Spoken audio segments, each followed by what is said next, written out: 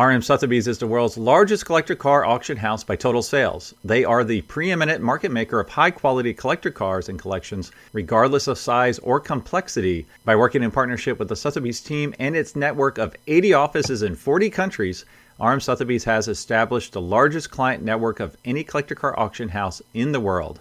Join the RM Sotheby's family by connecting with one of their car specialists at rmsotheby's.com or contact me directly at gstanley@rmsotheby's.com. All right, hey, it's Greg Stanley with the Collector Car Podcast. This is going to be a fun one today. I've got a guy here I've always kind of wondered about. I've seen him on Instagram. I've seen his books, and we met at Muscle Car and Corvette Nationals. I said, hey, how about being on the podcast? So I'd like to welcome Ryan Brutt. Ryan, how you doing, buddy? I'm doing well, Greg. How you doing today?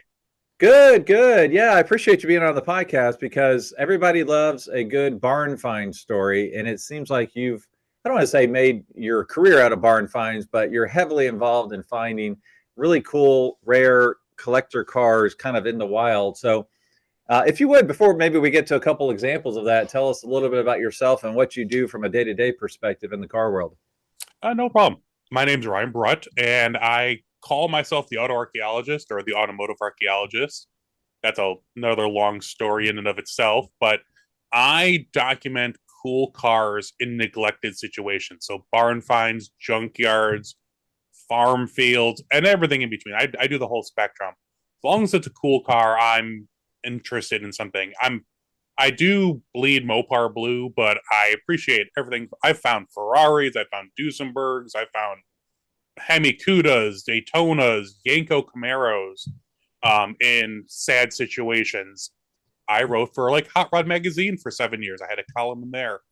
I've written for Hemmings. I've written for about 20 different magazines. Most of them don't even exist anymore, but I also do online stuff.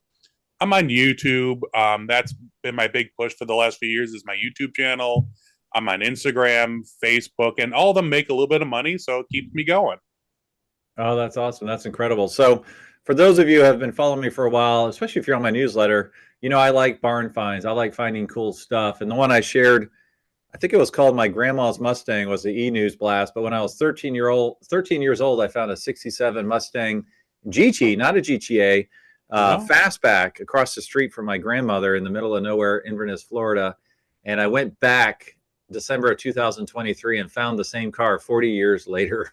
Wow. Well, that just goes to show you that there is still stuff out there to be found. Yes. Or refound. He's been saying he's going to restore it for 40 years now, and it's just falling further into neglect. So if you're watching on YouTube, I've shared a few of those pictures so you can see 1983 to 2023. Wow. But yeah, how did you get into that? Was it kind of the same thing that I was doing? Like you're just a car guy and you think it's cool to find the rare stuff, whether or not you can afford it at the time, or even want to afford it, but just like, you know, discovering buried treasure. Is that the draw? Yeah. I mean, really, it's the hunt for cool stuff. And no, I wasn't a car guy at all, even into my teen years. I even have the grill out of the car that flipped the switch in my head. Back in, I think car? It was, yeah, it's really crazy. The whole thing. I wasn't into cars. Like you know, where they were an appliance. My first car was a 1990 Ford Taurus station wagon. That's how much I cared about cars at the time. And unfortunately, someone had stolen the radio out of my car. It was a tape deck. I'm like, why in the 2000s would someone steal a tape deck out of a station wagon? Whatever. But my dad's like, hey, I have a friend who puts in CD players at this repair shop in Chicago. If you have, all you need is $100 and he'll put it in for you. You just got to take it down there and sit around for a few hours and they'll put it in. I'm like, okay, fine. You got the money at the time. So I drive down there and they're like, yeah, it's going to be like 5 hours. I'm like, great. Okay. And the shop's really cool. It was like they used to work on buses and such. So there's a big, huge, long bay in the back with in between. And then there was 4 or 5 slot bays on the other side of this wall, but there was a little connecting area between them. And in this connecting area, there was a car buried in just garbage. Like there was a Mercedes hardtop, you know, like a convertible hardtop that's sitting on it. There was old carpeting. And I'm looking at this car and I'm like, man, this is a really cool car. I had no idea what it was. And I'm like, you know what? Let me ask the guys. And I wrote down what it was. It, I left. And then I had to go back and drop something off for them because they worked with my dad. I had a digital camera. The very first, do you remember those Sony digital cameras with the floppy disk on them? Oh yeah. So I could take 7 pictures with that thing. So I did. I took 7 pictures with the car. It ended up being a 71 CUDA 3D3. It was originally a red car, but it was painted black at the time. It had gilled fenders. It had the cheese grater. It was a 71 CUDA, so it had all the options. The dual scoop hood. It had big tires. I'm like, man, this thing is so cool. I'm like, I could totally get into this. And my dad knew in 1970 bought a Hemi Cuda. So I knew like the provenance behind it. And I couldn't buy that car. About 20 years later, I found the car again. And I was able to buy the original grill out of it. It's in my garage. So that's another story. But that literally was the moment that flipped the switch in my head. It was like, if I found this car by accident in Chicago, what else could I find that's cool like this with just a little bit of effort? And my dad was a car guy and he had car friends. And they're like, oh yeah, we got a Chevy Nomad in the back of our shop that's been there for 40 years. Come and take a look at that. Oh, I've got a 66 GTO convertible sitting in my garage for 30 years, just like your Mustang. And that just got the ball rolling. And I had this digital camera and I was taking pictures and it was all downhill from there. Yeah, and one of the reasons I wanted to reach out to you, I think I probably messaged you on Instagram, I don't know, 2 years ago or so, because I run across some cool BarnFinds stuff that I think it'd be fun to share with your folks. And I have to be careful because as a car specialist for armed Sotheby's, I obviously don't want to share anything that's private, right? I would only share stuff that people have agreed to or it's already out there. And I've run across, there's actually a video on my YouTube channel, a wrecked AC Cobra. I've run into a Lamborghini Countach, a bunch of Hemis, some really, really cool stuff that I can share, right? Mm-hmm. And I know, you're in a unique situation because you're not making money selling cars day to day. So you can probably share a little bit more than the average person. How do you track this stuff down? Well, first off, what's your biggest find? Like, what's the biggest thing that you're like, is it a Hemi Cuda? Is it something different? Depends on the spectrum. I've found a Ferrari 70, I forget exactly what, 70 Ferrari, I think it was a GTO. No, not GTO. The 288 GTO? No. What's the one? The Daytona. The Ferrari Daytona. Oh, wow. Sitting behind a dentist shop in a shed. He was a dentist and he was all about the Ferrari life, but he didn't understand it. So he bought this Daytona and he drove it for like a year or two, and then it was coming up on maintenance, and he didn't realize that the maintenance on the car was going to be like more than the value of the car. And so he just parked it, saying, "Oh, I'll fix it someday," and then it sat there for 40 years. I don't know what happened with that. I drove by a few years ago, and the whole area was now houses. But I found everything from that. I found a Duesenberg. Really? That's a rare one. If you're talking about rarity, I helped find the RTS CUDA. I was involved in that discovery a few years ago, which is one of one. It's the only one built like that. I helped. But if you're talking about production cars, by the numbers, there's a guy out in Iowa. He has a 69 Charger 500 Hemi 4-speed car in blue with a blue interior, and it is rough, but it is one of 2 built in that combination, and you see them going at Mecum for $1 million, $500,000, in perfect condition. The Yenko Camaro I just found, that was literally a lost Yenko. We documented it and we were able to fully verify the numbers and get all the historical information on it. I know they made a few of those, but still a real Jack Douglas Yenko Camaro. They don't pop up all the time. So Shelby's, I found tons of Shelby. I found probably the rarest 67 Shelby that's not one of the experimental ones. An original owner, Ford engineer, bought a 67 Shelby GT500 and had a stack of paperwork that thick because it was such a piece of junk. He was typing back and forth to Shelby America saying all the problems, and he had paperwork for 6 months, a year, whatever it was, before they transferred ownership, and it's been sitting in a one car shed for 40 years. It's like when you're looking at it and you're understanding the history and what's there, it's so rare and so incredible, that kind of history. And then I found Hemikudas and all kinds of cool stuff like that too. So if the listeners are listening to you and thinking the way I'm thinking, I've got dibs.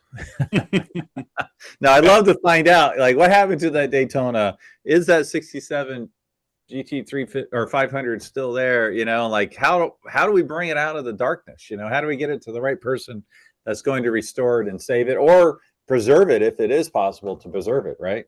Yeah, I mean, my big thing is when I find these cars, I always tell the owner, I'm not there to buy your car. I'm there for the history. I'm there to, like an archaeologist, I want to document what is there. And I don't share who you are or where you are unless you want it out there. I only want the world that exists around this car. And why is your Hemikuda sitting in your backyard for 40 years? Is it because you got married in it? Is it because you brought your daughter home from the hospital in it? Why is this extremely rare car that could possibly change your entire life rotting away in your backyard? And usually that's a very good story to tell. Yeah, so my first barn find I ever found, the kind of barn find, I was in college at Florida State in Tallahassee, Florida, and I was Mustang Shelby crazy. There's no doubt. And I was driving. I could not find it. If I think I tried to find it like 10 years later, and the car was gone. But in a guy's backyard, you know, chain link fence, there was a car covered up with a tarp, and it was the way the tarp was positioned. And I swear I have the picture somewhere, but I cannot find it. The way the tarp was positioned, you could see the rocker panel that said GT350. Oh, that's crazy. Dark green. And it was, I found out later because I knocked on the guy's door. It was a 68 convertible that had a front end damaged radiator, a couple different things. It's been sitting there ever since. And as a college kid, you know, I don't have any money, zero, maybe $60 if I'm lucky. Yeah. And I knocked on that door hoping it was like, oh, just, if you'll take that off my hands, you can have it, you know. But when he opened the door, on the wall was like a vintage picture of an AC Cobra on a racetrack. I'm like, all right, this guy knows what he's got. Boy. There's no way, right? Yeah. The car I currently have in my garage, the 65 Mustang Fastback Hypo, but I found that during Amelia Island Car Week 2023, downtown Fernandina Beach. The whole car world is there. And it's a situation where I didn't see the car. I saw another car in the guy's garage, and it turns out it was a 6-cylinder Mustang. And I didn't see the car that was in the tarp on the driveway. Yeah. And he called me because I left my card, and he's like, "That's just a 6-cylinder. You know it's under the tarp, right?" I'm like, "No, I don't know." He's like, "That's a Hypo Fastback." I'm like, "Are you kidding me?" And ended up buying it a year later. It wasn't for sale. I wasn't even running driving, and I still have that car today. Oh, and that's then the awesome. last one I'll mention is I've never found a Ferrari that's worth noting, but there's a Ferrari. I would guess it's a 328 GTS in a field, believe it or not, in Napa Valley. Really? That's a weird one. Yeah, like I was just driving there like 3 years ago before the Monterey weekend, and I'm like, I think I just saw a Ferrari in a field, and there was like a Bronco and an M5. And anyways, I'll throw the picture up here. But yeah, that's just amazing. So how do you, like today, do people come to you and say, you know, I got a barn find I think you'd like to see? Do you still do the detective work? Do you drive around? What do you do? I do a little bit of it all. I really don't have a life, so I'll explain a little bit. But I started out doing that. I would literally just my family had we have a camper in a campground up in Wisconsin. It's about 2 hours away. So every weekend I would take a different route up there. I would go to a small town and, you know, go to the local restaurant, or I'd go to the old parts store. And as I say, I talk to the old graybeards and be like, hey, you know, this is what I do. You know, I just take pictures. And they'd be like, oh, yeah, you know, Bob down the road, he had a, you know, 69 Mustang sitting in his backyard for 20 years. I wonder if it's probably still there. Go tell Bob that, you know, Nick at the parts store. And so I'd go down to Bob, and Bob would be like, oh, yeah, that's a 69 Mach 1 sitting in my backyard. And then, oh, yeah, you know, Steve down at blah, blah, he had a GTO. That thing was fast. Man, that thing. And they would just spitball it. I would just go from spot to spot shooting these cars. Eventually, as things evolved, I still do that. I still love hunting because you never know what you're going to find. I've legitimately found Hemi cars and Shelbys and all kinds of cool stuff just by talking to people at car shows or events or whatever. But nowadays, I much more technologically advanced. Every lead and every story I get, I put it on an online map. It's like a subset of Google Maps. It's not Google, it's called Mango Maps, but I started off on Google Maps called Google My Maps. So you can pin information. So let's say, like I said, Steve at 12345 Street has a Yenko Camaro sitting here. Boop, you put it on the map. And then if I'm traveling somewhere, if I'm going to Indianapolis or going to St. Louis or whatever, I can look on my map and be like, oh, these 7 things are on my route, and I can, bounce around and hit up a whole bunch. And also you can do colors and different icons. So if I do hit up one and it pans out, I change the color of it. So I know I don't have to go back there, but it's still on my map.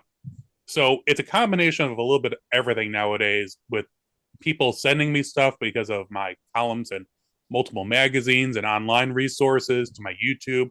So I get feeds from all over the place. It's just I never have enough time or money to be able to fully flesh out the map. It's usually far more condensed in what I'm able to do. Right. Yeah. I mean, that's amazing. That's really cool. It's funny you say that because on my Google Maps, I know I have probably 3 cars that I've saved over the years. Like one's a 65 Mustang GT sedan, nothing special, but it looked like a real GT, and we were just driving through wine country and, Kentucky. And I just, oh crap, we can't stop now. Let me put it on the map. Maybe I can get back here one day, something like that. Exactly. Tell me about the Duesenberg. How'd that pan out? That, I didn't get much on it. I was allowed, it was in an old, I'm guessing it was a horse stable at the time, 100 years ago. And there had been trees that had grown up around it. The doors couldn't even, like, they were sliding doors, like basically you couldn't move them. So you could only look in through the side window. And the guy was super secretive. He's like, you can take pictures, don't tell people what's going on. But I have no idea. I know it was a 4-door with a soft top, Duesenberg, big solid wheels. And he's like, his family had inherited it from another family locally had it, and they didn't want it anymore because of some sort of mechanical issue. And so they got it because they were mechanically inclined, and they got it running, and they used it around on their farm, not like as a farm transport, just like putting around. They'd go to the store or whatever. And then they parked it in the back of this little, I would consider it like a 2.5 car garage nowadays, but it was like a really tiny horse stable. And there it sat for 70 years probably. And when I was there the last time in 2010, it's not in an easily accessible, I mean, it's in rural America. So it's not like it's near any highway. So it's like, I knew going there, I had to purposely drive there. Right, it's a Duesenberg. Right. I'm going to go drive there. The last time I was there, 10 something years ago, and nothing had changed. I mean, it was the family still was, there was a whole lineage of family that was still involved. And I mean, like I said, they let me document it, like take some pictures, but that was about it. And they're like, yeah, don't share what this is. I'm like, okay. I'm like, Did it make it into one of your books? No, I never, like I said, I've never published those pictures or anything like that. Never did that because they're like, no, when we're ready, we'll be ready. And I'm like, okay, let me know.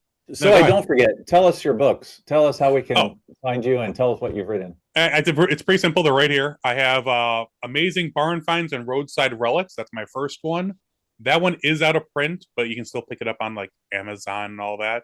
My second one is also, there we go. It's out of print, but I know that Motor Books, who they're published through, does have some because I buy them every year. It's called Muscle Car Barn Finds. And that one's obviously just muscle cars. It's everything from, like I said, Shelbys and Cudas and Chargers and Camaros. And that one's a little bit of a mix of everything from Model A's to 80s Buick GN type T-types and all kinds of cool stuff. That's awesome, man. Now, did you have a chance to make it out to the junkyard sale for Sotheby's out there in California where they had all those crazy barn finds? No, that's one of the ones that I had the ability to go out there, and I was asked to, like, I could go into that preview thing, like where there's only media. There was enough coverage of it that it wouldn't have been worth it for me. Right. And like I said, it's a known quantity. It's the pictures are online, the videos are done by other people. I wouldn't be adding anything to that. So it's like, it's fine. I mean, I found enough crazy stuff in my time that's not going to add anything overall. Sure. Yeah. Well, I just realized I have 2 barn finds within like 3 miles of my place, a mile away, literally a mile away. It's like I think it's a 68 Cougar, but it's the rare one, like the Eliminator? The 7-liter with the 427. They only made like 350 of them. Well, they made the 7-liter in a few. They made it in the XR7. They had a 7-liter that was a bare bones one. But yeah, the 7-liter overall was a very rare engine in that lineup. GTE, I think is what it was called. Okay, yep, that was one of the models with it.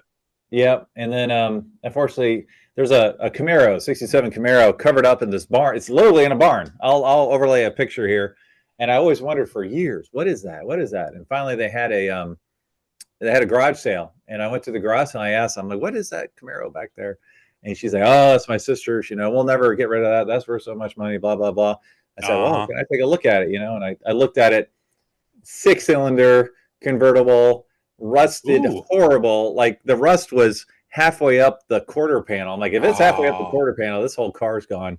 And that was before they covered it up. So now it's covered up. And it's just sad to see that, it's not worth anything as it is. But it's funny that sometimes some of the craziest finds happen right next door and you don't even know. Like I've been hunting cars for over a decade now. And my friend Mitch calls me up the other day, or last year now. He goes, hey, I just pulled a 71 Challenger RT, bright yellow, Citroen yellow 340 car, literally 5 miles from your house. Yeah. And the guy was actually an SCCA racer Corvette guy, and he had this when he was a teenager and legitimately stuck it in his backyard next to a boat and just left it there for 40 years, basically. It was just under 5 miles from my house. I'm like, how is that? I love 71 Challengers. I have a 71 Challenger. And an RT 340, those are the best handling, 5 miles from my house. Absolutely crazy. Yeah, when I first came on with RM, I was chasing all those crazy leads. Apparently there's supposedly, I don't think it's still there, but a Thunderbolt under a tarp behind a chain link fence somewhere in Dayton, Ohio, where you can see it. Like you can, you can't, it's covered up, but if you know what you're looking at, it's like, oh, that looks like a Thunderbolt, Mm-hmm. Well, I'll give you one thing I've seen. I've seen the picture. Mike, if you're listening, please forgive me, but I've seen the picture.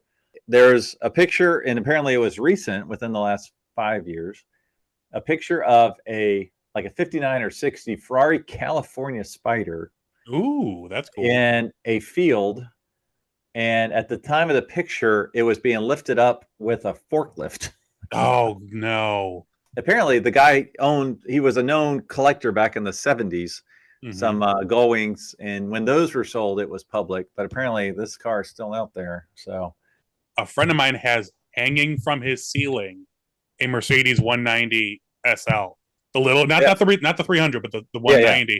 And it's hanging from chains from his ceiling. Oh, my goodness. It's absolutely great. I walk in, I'm like, that's a new one.